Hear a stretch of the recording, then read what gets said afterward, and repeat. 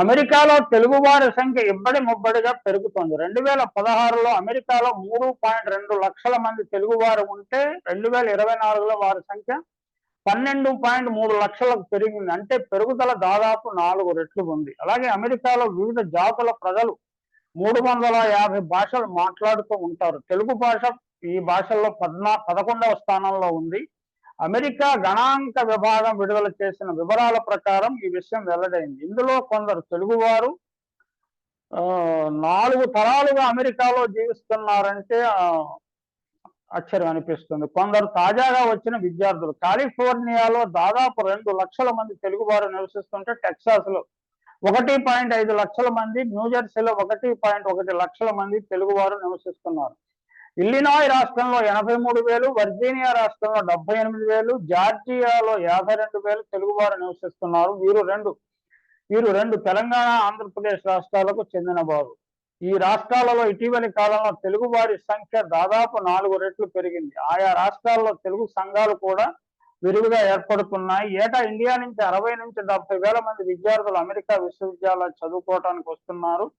వీరికి తోడు H1B వీసాల మీద మరో 10,000 మంది వస్తుంటారు. వీరిలో 75% మంది అమెరికాలోనూ స్థిర నివాసం ఏర్పరచుకుంటారు. వీరిలో అత్యధికులు Dallas, bay area, north Carolina, New Jersey, Atlanta, Florida, Nashville వంటి ప్రాంతాల్లో స్థిరపడుతున్నారు.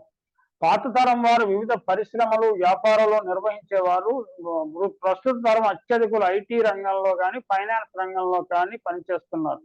భారతీయ భాషలైన హిందీ, గుజరాతీ తర్వాత ఎక్కువగా మాట్లాడే భారతీయ భాష అమెరికాలో తెలుగే కావటం విశేషం. తెలుగు నేర్పడానికి కూడా అనేక ప్రయత్నాలు చేస్తున్నారు స్థానిక తెలుగు సంఘాలు. డాలస్ తమ సంతానం తెలుగు భాష మర్చిపోకుండా, తెలుగు లిపి మర్చిపోకుండా, అంటే భారతదేశంతో తెలుగు రాష్ట్రాలతోటి తమకున్న అనుబంధం తెగిపోకుండా వారు ప్రయత్నాలు చేయటం సంతోషించదగ్గ పరిణామం. డాలస్ వంటి నగరంలో ఎక్కడ చూసినా తెలుగు ప్రజలు కనిపిస్తారు. తెలుగు వాతావరణం స్పష్టంగా చూడవచ్చు. మనం విజయవాడలో ఉన్నామా లేక హైదరాబాద్లో ఉన్నామా అన్న భావన కలుగుతుంది.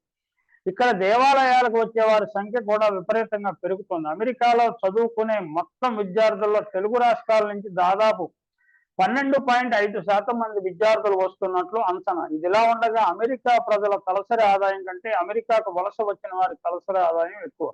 అందులోనూ భారతీయుల తలసరి ఆదాయం మరీ ఎక్కువ. సహజంగా అమెరికాలో అత్యధిక సంపాదన చేసే వారిలో తెలుగు వారు కూడా ఉన్నారు. స్థానిక ప్రజలకు అసూయ కలిగే స్థాయిలో తెలుగువారు ఉన్నారంటే ఆశ్చర్యపోనవసరం లేదు. ఇటీవల తెలుగువారి మీద కానీ, భారతీయుల మీద కానీ దాడులు అక్కడక్కడ చెదురుమదురుగా జరుగుతున్నాయి. ఇది ఆందోళన కలిగించే అంశమే. తెలుగు రాష్ట్రాల నుంచి ఉన్నత విద్య అభ్యసించిన వారే వలసపోవటం వల్ల ఈ ఆర్థిక పరిస్థితి ఏర్పడింది. అంటే వారు అధికంగా సంపాదించగలుగుతున్నారు. సహజంగా స్థానికంగా వారికి కొంత అసూయ, కొంత ఈర్ష్య కలిగే పరిస్థితిలో వారు ఉండటం విశేషం.